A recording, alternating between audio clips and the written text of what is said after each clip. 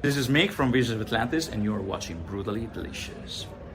1, 2, 3, 4. The Brutally Delicious Podcast. The Brutally Delicious Podcast. The Brutally Delicious Podcast. The Brutally Delicious Podcast.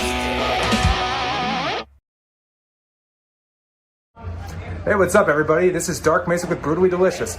I'm here with Michele from Visions of Atlantis. How are you doing, buddy? Hey, I'm super happy. Super happy. Like, this is like the third time in New York in like less than a year. That's right. Yeah, we played with in the headline tour in February 2023, then Delane here, the Delane tour here, and now we're back. So we're getting really acquainted with the city. I forgot about that. Was it Elaine or D-Lane tour? Delane. Very easy to screw those ones up. I was at the Brooklyn show. That was a lot of fun. Was that your? Yeah, I mean, one was Brooklyn to be fair. Yeah, it was not exactly New York. No, that's still the city. I don't know how. You're from Italy, right? Yeah. So, well, I mean, a lot of us in New York are from there too, if you go back far enough. Okay, see. Let's say Brooklyn, part of the city. Was that your first headline run last year? In America, yes. Mm-hmm. In America, yes. In Europe, of course, we had quite some runs as headliners, but in America, it's growing. We are building it up, and it's growing nicely. I can see more and more pirates, more and more people coming dressed up as pirates doing the show. This is just fantastic. So, yeah. So that's leading me into one of our bigger points that I want to talk about. The state of metal, and specifically like symphonic / power, or in Korpiklaani's case, folk metal. So last year, Rhapsody did their first U.S. tour in something like 12 years. Glory Hammer is now headlining. You guys did a headlining run, and you're again 3 times in a year almost. How do you feel about this? There is Windrose coming next month also, or maybe Sunday. Okay. So they're on the run already now. Yeah. So how do you feel about it? I think it's great. For us, if I go back 10 years, probably even less, it really felt like the America was a taboo for many bands. Only when you were a massively huge band, and I'm talking about Nightwish, I'm talking about Epica, I'm talking about really big names on the scene, you could actually make it to go overseas and tour overseas. Right now, thanks. I don't know who I have to thank, but it's getting definitely more accessible, and it's a massive pleasure, because I feel like you American people, and also Canadian people, but in general North American and South American people, truly crave for European metal. You have a craving for this style, and it's such a pleasure for us, because we feel the enthusiasm.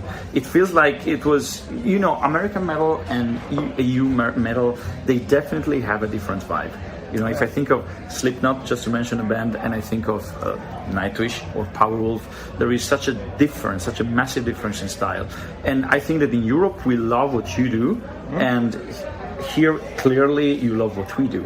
Of course, I'm sure that there is a massive following for Avenged Sevenfold and Slipknot and all the actually American bands. I see that Unleash the Archers, just to mention a band, they are doing extremely great, and they are Canadian. So, of course, you love your own bands, but there is this perception on our end that you truly need some metal from Europe, and this is, it fills up our heart with love. This is the right sentence here. Oh, absolutely. Just as an American fan of European metal, I started I had to go on 70,000 Tons of Metal, where I've seen you twice. Okay, just to catch bands like you or Stradivarius. The thoughts of them touring the U.S. were pretty much hopeless until last year. I think I noticed it when Powerwolf made their U.S. debut. Yeah. So, they did 3 shows. No, a bit more, maybe 4 or 5 shows. They announced 1 or 2 at the beginning, and then they added up because the response was huge. It was massive. So that's great. Yeah, well, as a fan, thanks for coming, and hopefully, we can have a good start for you. Or 3rd time, not start. Actually, 4th, right? Is it 4th? Because we had Dragon Force 2 in 2022. I was there for that too. I forgot about that. Yeah. Wow, I'm we had Dragon Force in 22. That was the tour that actually opened up the gates for us. And thanks to that tour, we made it to headline in our, of course, smaller headline run in February 2023. Then we came back with Elaine, and this is the 4th time. Yeah. Sorry. So no problem. You can come by. Goodbye. We'll edit it out. Oh. You will edit this. Okay, well, here he is Maybe. signing something for a fan. Let's keep this in. We only have cute. 5 left of this, and I think they're gonna be sold out during the tour. So thank you. Great. You're famous, dude. Sorry about that. So Armada's coming out July 5th, right? Correct. So some of us asked, and like no judgment. In fact, I loved it. Like 20 years into the band's career, you go with the pirate theme, but you're sticking with it. Well, the thing is that yes, the band is 24 years old now, because I think it was 2000 when it was formed at the very beginning. But basically in 2018 the band reborn completely. We don't even play songs from the old lineup anymore, because what we have now, the adventure that we are living with this lineup, it's like completely renewed compared to what we did in the past. And we respect what has been done. And we believe that from 2018 on, it's basically a new band that is performing and going live. And yeah, from the Deep in the Dark on, the pirate theme was there already. It was not that explicit, but you know, if you look at the videos for the Deep in the Dark, for instance, there is the pirate battle with the featuring from Banished Privateers. There were songs like Silent Mutiny, which were completely pirate oriented. With Wanderers, we had the cover artwork with the pirate ship, and you know, of course, we were getting there. We flirted with the theme, and with pirates, obviously, we went all in. But the pirate theme was there. You know, it's not like it's something completely new. Of course, now we can totally say we are a pirate metal band. But yeah, it's not something that was like completely out of our universe before. Hey, this is Steve Choi, host of the Musicians Guild podcast, part of the Sound Talent Media podcast network.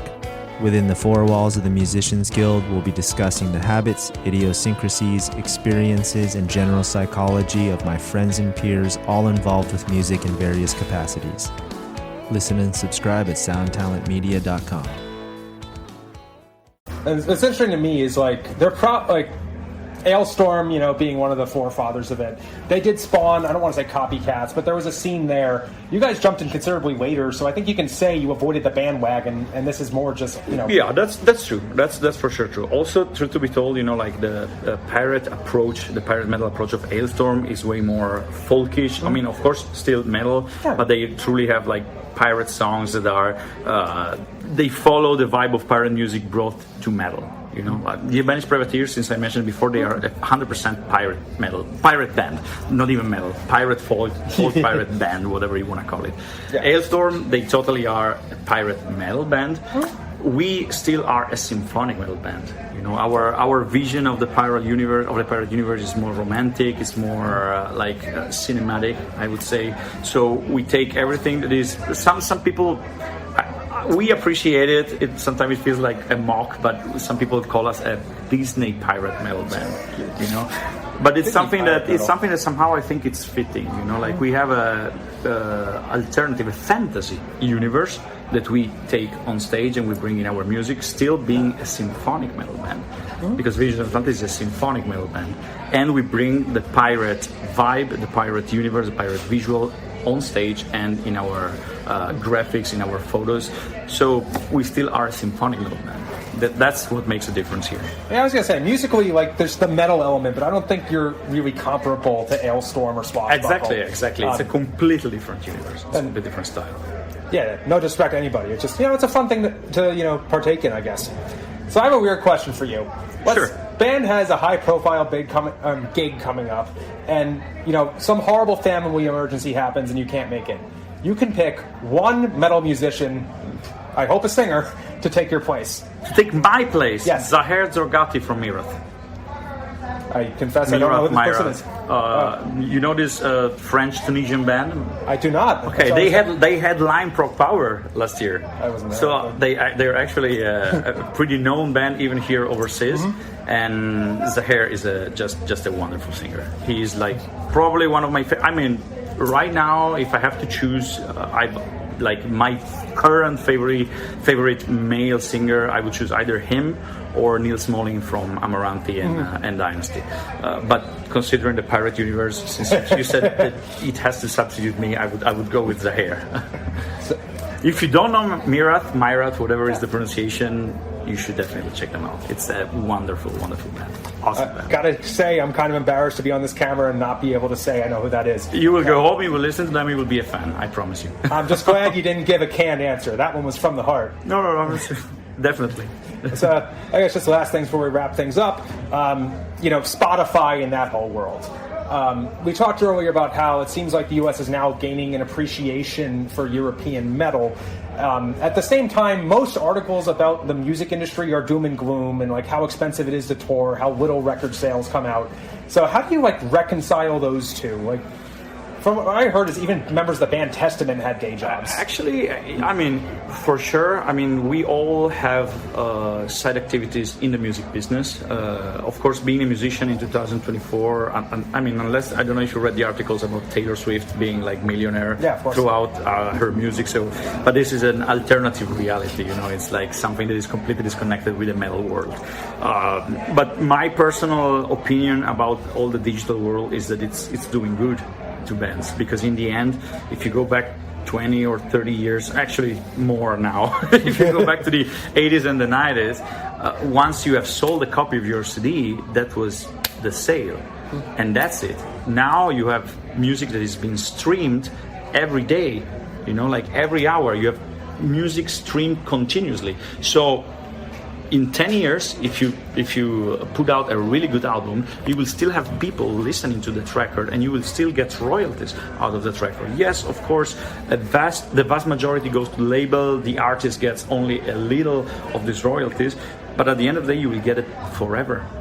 You know, like forever. So if you do really good music that is streamed a lot, and look at the numbers of bands like you mentioned, some Glory Hammer, Hailstorm, or Powerwolf, like they have such massive amount of streamers every month, and I'm sure that the revenues that they get don't make them cry. You know, like of course it's tougher, but then you fill holes like, you know, like you fill up venues like this, you fill up big arenas in the case of Powerwolf and everything else. I'm sure that it's not too bad, you know, as it might seem. At least this is my opinion. I honestly, like, I'm not against the digital world. I believe it pays out in the long term, but of course you have to be consistent and offer good music.